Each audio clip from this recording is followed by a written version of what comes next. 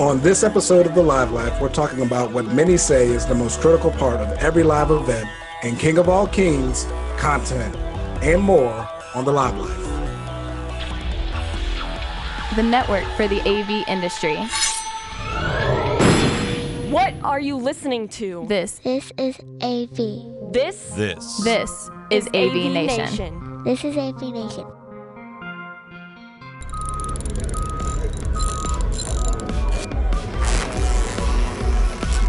This is the Live Life, episode 24. Content.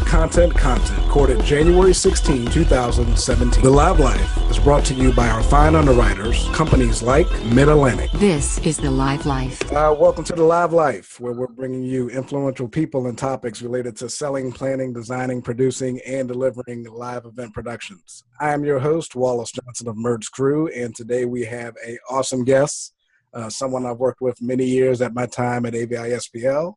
And I credit him with me gaining my love and respect for all things content when it comes to live events.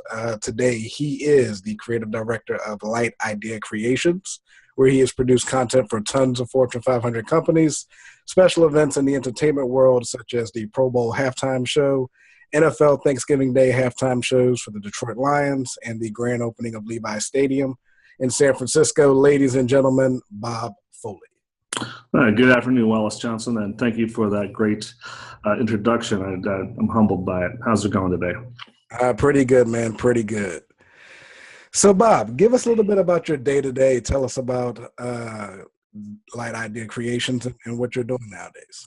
Well, my day-to-day really consists of helping bridge the gap between creative and technology and delivering ideas and content for folks who don't do that every day. So my job is to help collaborate with executive producers, clients, executives, admins for executives to help deliver content in ways they haven't before, to try to make an exciting and interesting presentations using the technology that exists today in the presentational world, from huge stadium gigs to sitting in a small boardroom and helping keep people interested in the content we're delivering. So that's pretty much what I do from day to day. Very cool. So for my aspiring listeners, my young audiovisual professionals out there, give us a little bit of background of how you got into the industry. So I really started as a theater kid, of course, so many of us have, or most of us either through music or through theater found our way here, or just through the love of technology. So that's really where I started, as a technologist and a designer, really as an actor, and then started doing technology after.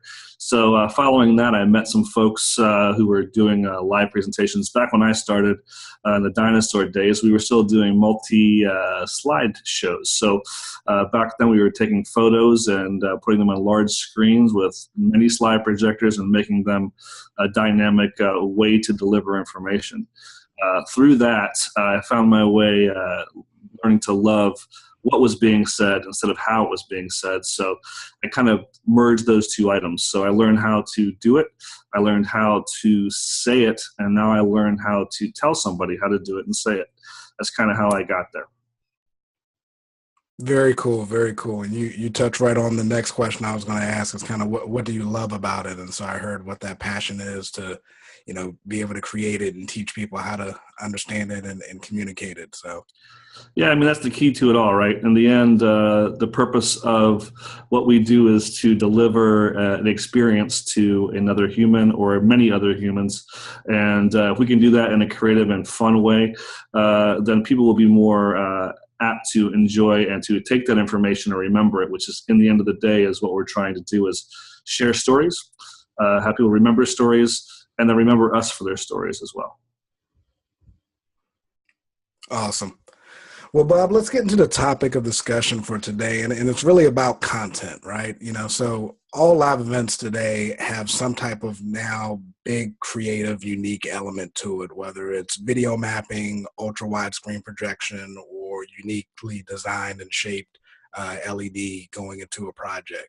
And so the major component that comes into all of this is the content design. And so much of that is where the customer experience is really driven. So, with content coming from multiple places, such as, the client's marketing team and, a hired marketing agency outside the company, the AV production creative team, and external presenters themselves, the playback of this content and how it's all, pushed out to these systems really depends on a couple of scenarios. It's budget, it's, company's inventory availability, it's client's choice, but how does the content really affect these decisions?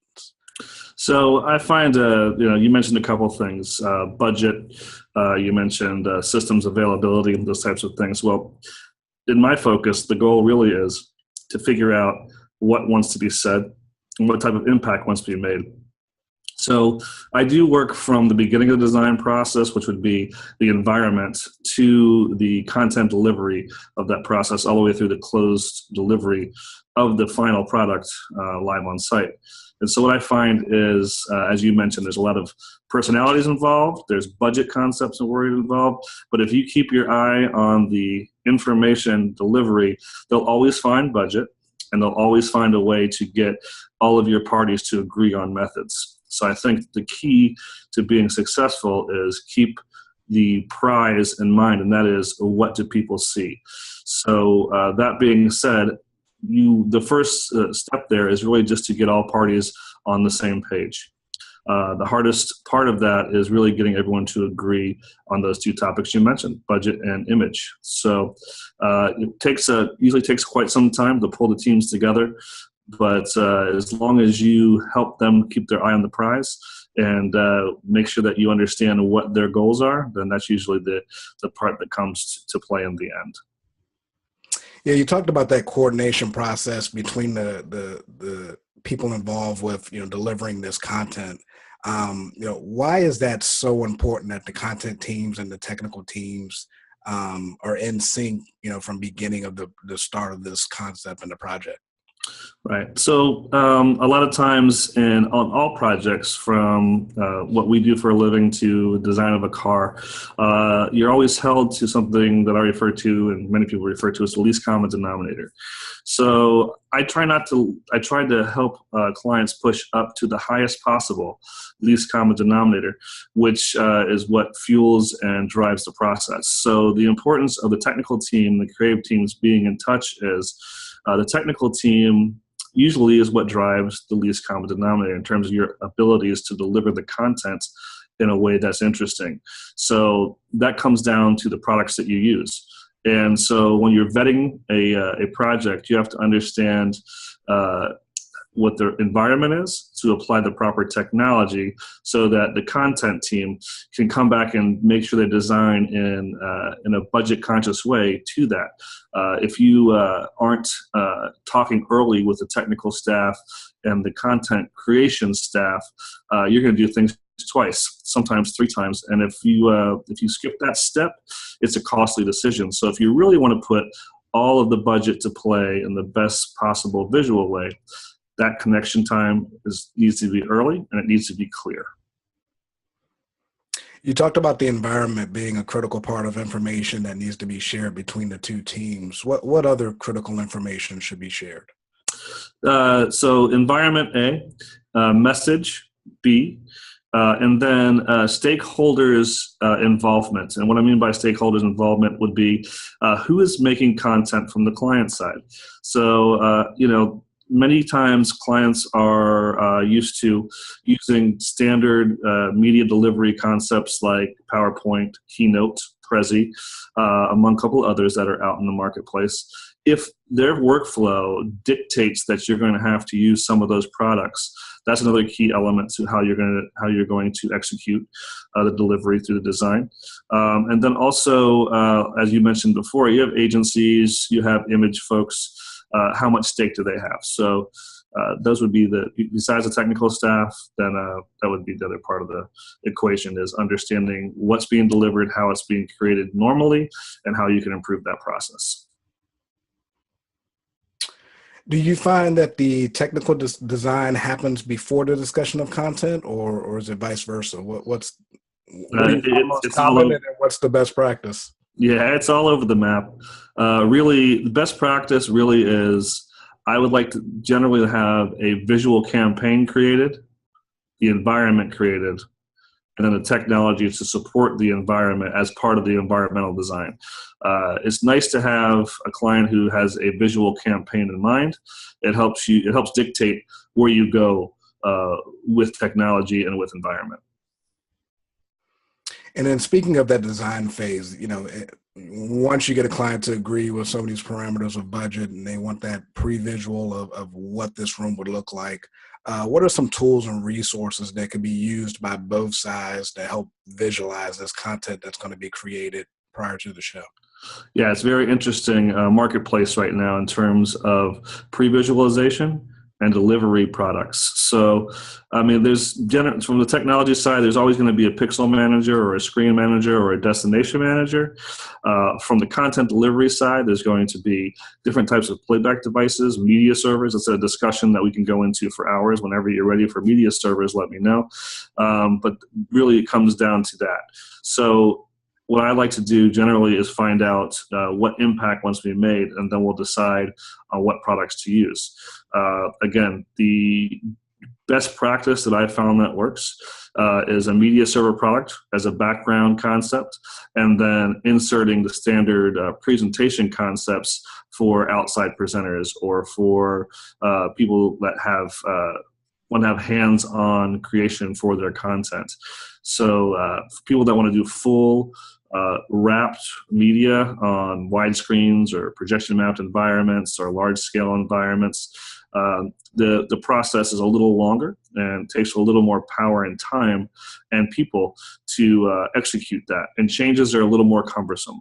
For someone who we know is going to present and make quick changes quite often and want to have hands-on, then we're going to have to stick to some of the standard presentation delivery products that are on the marketplace to make sure that they can do that part, and then we'll have to figure out how creatively to insert that into the design.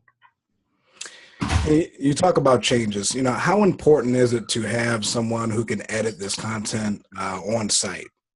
So on site, so it's a good, interesting topic. So depending on the delivery. So if we're doing full screen presentations for, let's say, an executive of a company, and we know we're going to present that on the entire environment, you certainly need to have the content creators on site to make changes. The other part of that process is, what are we doing? How quick can the changes be? So if we're using a more standard media server, the process usually requires a engine of some sort, like After Effects or a media product such as that to create the process. Then we're going to make changes in that, and we're going to output that, which can increase render times. So you'd want to make a solid plan in that case to put together a segmented part so you can do segments at a time. But of course, it does require the person on site to make that change. There also are third-party products out there now. There's a really great one called Virtus, which allows you to make quick changes. But that also, again, is a hardware and software. So that is a budget consideration to where you have 4 types of hardware managing screens instead of 1. So that answers your question. I think really comes down to, again, what do we need to deliver, and then what does it take to get there? So those are the kind of answers I think will work. Gotcha. Now, when it comes to those changes, like I think you alluded to having a plan with, some of these files that are huge and the render time that it would take to really, reproduce these, on site. Is there any special common practices to take shortcuts when doing this? I think you alluded to, segmenting a file. Right, exactly. So if a CEO is presenting and he's got 7 major topics, you pretty much want to break down the presentation into those 7 topics and then break them down even finer into the smaller parts of those topics, so that when you're making a change to small pieces instead of big pieces. A lot of times, as many of us know, you'll be in a rehearsal the night before a presentation is about to be delivered, and numbers change in the company, or the CEO says, "Hey, I think I want I want to change a little bit about what I'm saying and focus on these elements. So if you have them broken down in the finest parts, it's easier to make those changes. So that's what I recommend there. Bite size, eat the toe of the elephant, not the elephant. Got it. You got it. Awesome. Well, two of the more common products used to switch a lot of these large content scale projects, the Spider X20 and the Barco E2. And we, like I said, we can talk hours and debate, what is better from a capability standpoint. But want to get an understanding of why do live event companies love these two boxes so much? Well, I'll tell you, they're really the only two boxes that are a all-in-one screen and pixel management device. They're accessible. There's training available for them, and there's great support by two great companies in our industry. So that's really why those two are the leaders in the industry at this time. Both boxes handle content, a little differently in terms of their capabilities. What are the benefits you found in, say, the X20 that helps deliver on these, large-scale, high-content-based shows? All right. So the Spider X20 has 8 really input and output setups for you. It only allows for a certain amount of layers. So I look at the project based on size of pixels. So X20 obviously means 20 million pixels, so it can manage that. But what I consider before I go between the Spider, which really has easier and faster programming. So if I can choose that, I will for widescreen. And not so much for mapping projects, and also choose it for up to 6 destinations. So if I have a 6 destination situation that are all 1920 by 1080, Spider's a great product for that. If I've got a widescreen that is a 5 projector blend or less, then the Spider is great for that. And if I've got a pixel, I've got a LED pixel space that is less than 15 million pixels, and the Spider is great for that. Its layer management is easy, and I can have quick changes made live on show site to deliver those products. Gotcha. And how about your experience with the E2? Is there a particular style show that may be an easier preference in using that box? E2 is my preferred box for anything that is 4K based to begin with. Also, its layer management allows for additional space. So I can do an 8 projector blend. I can do a 12 projector blend in that situation based on the amount of hardware we can hang off of an E2. So you can expand that product a little faster.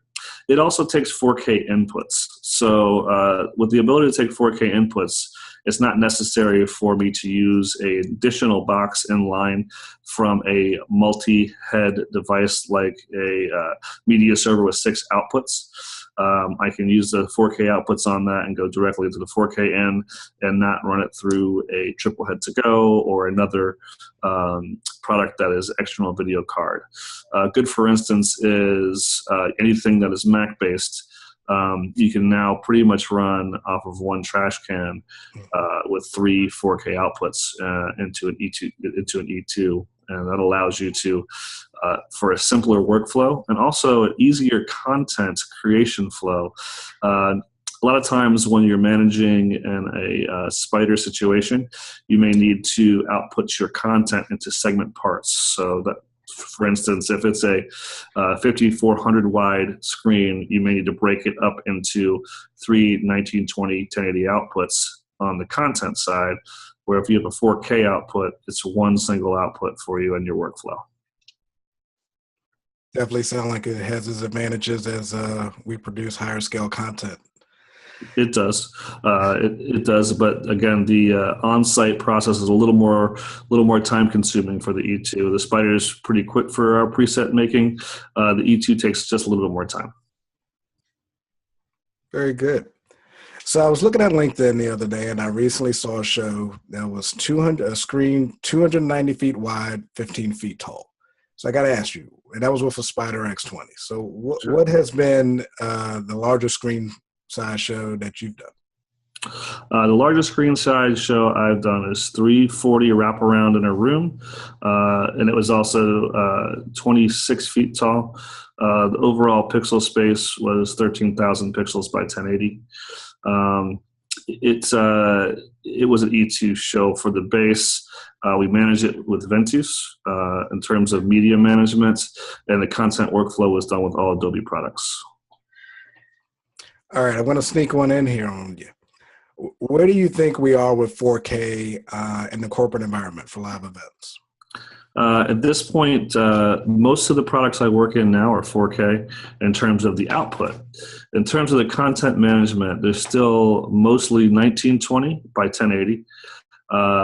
So with that being said, it really comes down, like I said before, the least common denominator. So it really comes down to what level of content control you have with the client. The nice part about what's happening in the product in the marketplace now is the opportunity to shoot in 4K, deliver in 4K, and project in 4K. So I would hope to think that within the next couple of years we'll be all at 4K, because as we're speaking now, the 8K and 16K products are being delivered to the market by all the manufacturers, starting with displays. So the display manufacturers are already hitting the market with 4K. And we're looking at the capturing products being all higher than 4K here in the next 5 years as well. So I would hope that we're at 4K completely within the next 2 years for all content. Exciting stuff. I'll be looking for that at NAB this year. Absolutely.